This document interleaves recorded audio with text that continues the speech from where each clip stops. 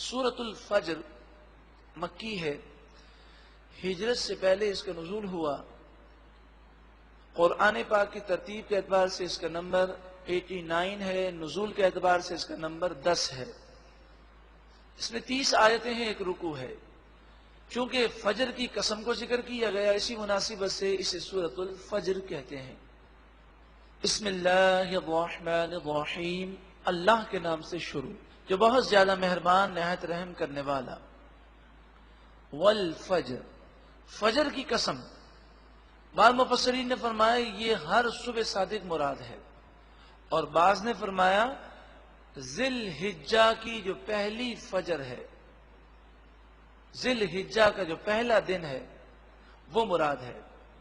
لیکن زیادہ مشہور قول یہ ہے کہ یوم النحر جو قربانی کا دن ہے اس کی فجر مراد ہے۔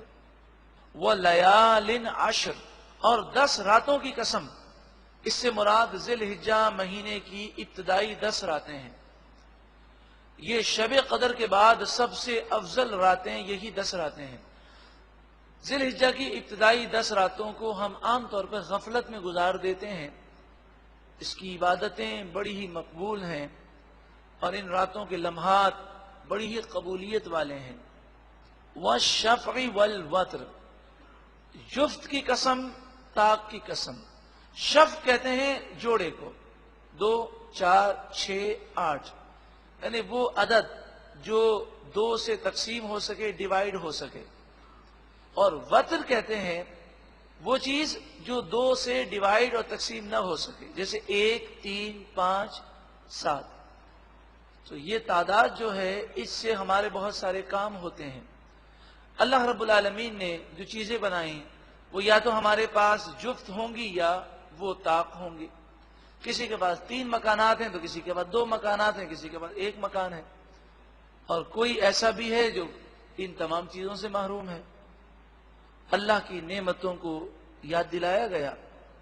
وَاللَّيْلِ إِذَا يَسْرِ، اور رات کی قسم جب وہ رات چلی جائے۔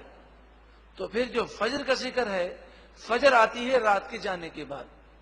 هَلْ فِي ذَلِكَ قَسَمٌ لِذِي حِجْرٍ، کیا ان باتوں میں عقل مند کے لیے قسم نہیں؟ یقیناً ان باتوں کے ساتھ جو قسمیں یاد کی گئیں عقل مند کے لیے نصیحت ہے۔ أَلَمْ تَرَ كَيْفَ فَعَلَ رَبُّكَ بِعَادٍ، کیا تم نے نہ دیکھا کہ تمہارے رب نے قوم عاد کے ساتھ کیا معاملہ فرمایا؟ قوم عاد جو حضرت ہود علیہ السلام کی قوم کے کافر تھے۔ ارم، اس قوم کو ارم بھی کہا گیا۔ ذات العماد، بڑے بڑے لمبے لمبے ستونوں کی طرح وہ لمبے تھے۔ التی لم یخلق مثلها فی البلاد، وہ اس قدر لمبے تھے کہ قرآن مجید فرقان حمید فرماتا ہے ان کے جیسے دنیا کے اندر پیدا نہیں کیے گئے۔ کھجور کے تنوں کی طرح وہ لمبے لمبے تھے۔ فی البلاد، شہروں میں ان کے جیسے پیدا نہ کیے گئے۔ وہ سمود، وہ قوم سمود جو حضرت صالح علیہ السلام کی قوم کے کافر تھے، جو پہاڑوں میں بڑے بڑے محلات بناتے تھے۔ الذین جابوا الصخر بالواد، وہ جو وادیوں میں چٹانوں کو کاٹتے تھے اور اس سے محلات بناتے تھے۔ وفرعون ذی الاوتاد، اور وہ فرعون کہ جو اوتاد والا تھا، کیلوں والا تھا، کہ جب کسی پر ظلم کرتا تو اس کے ہاتھ پاؤں کاٹ کر درخت پر اسے لٹکا کر اس کے جسم میں کیلیں گاڑ دیا کرتا۔ الذین طغوا فی البلاد، یہ وہ لوگ ہیں جنہوں نے شہروں میں سرکشی کی اور ظلم کیا، گناہ کیے۔ فَأَكْثَرُوا فِيهَا الْفَسَادَ، بس دنیا کے اندر انہوں نے بہت زیادہ فساد کیا۔ فَصَبَّ عَلَيْهِمْ رَبُّكَ سَوْطَ عَذَابٍ، سوط عربی میں کوڑے کو کہتے ہیں۔ پس اللہ تعالی نے، تمہارے رب نے ان پر زوردار عذاب کا کوڑا برسایا، ایک ہی جھٹکے میں وہ ہلاک ہو گئے۔ ان ربک لبالمرصاد، بے شک تمہارا رب سب کچھ دیکھ رہا ہے، کوئی اس سے غائب نہیں ہو سکتا۔ اب انسان کی نادانی کا ذکر ہے۔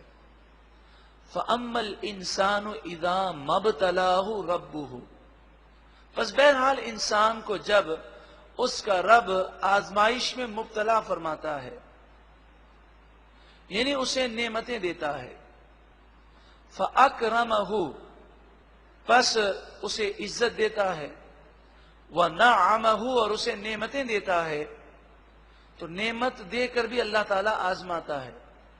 فَيَقُولُ رَبِّي أَكْرَمَنِ، تو وہ کہتا ہے کہ میرے رب نے مجھے عزت دی۔ یہ کہتا ضرور ہے مگر پھر اللہ کی نافرمانی کرتا ہے۔ وَأَمَّا إِذَا مَبْتَلَاهُ، اور بہرحال جب اللہ تعالیٰ اسے آزمائے، اور آزمائش کی دوسری صورت، یعنی پہلے مال دے کر آزمایا، اب مال لے کر آزمائے، فَقَدَرَ عَلَيْهِ رِزْقَهُ، پس اللہ تعالیٰ اس کی روزی اس پر تنگ کر دے، قدر کا معنی تنگ کر دے، فَيَقُولُ رَبِّي أَهَانَنِ، پس وہ کہتا ہے میرے رب نے مجھے ذلیل و رسوا کر دیا۔ کلا، ہرگز نہیں، بات یہ نہیں ہے، بات یہ ہے کہ نعمتیں دی گئیں مگر اس نے شکر نہ کیا، گناہ کیے، گناہوں کی وجہ سے وہ نعمتوں سے محروم ہو گیا۔ اب بھی وقت ہے کہ وہ صبر کرے، شکر کرے، توبہ کرے، تو اللہ تعالیٰ ان مصیبتوں کو دور فرمائے گا۔ بل نہیں، بلکہ لا تکرمون الیتیم، تم یتیم کی عزت نہیں کرتے۔ یہ بڑا پاورفل نکتہ ہے۔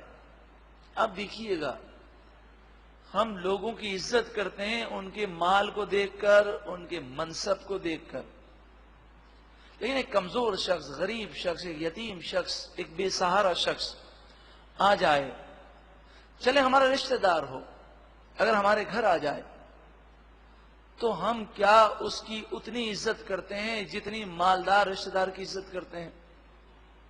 اگر ہم کسی غریب رشتہ دار کی دعوت کریں گے تو روکھا سوکھا اسے کھلا دیں گے، لیکن کسی مالدار کی دعوت کریں گے تو بڑا شایع نشان کھانا پکائیں گے۔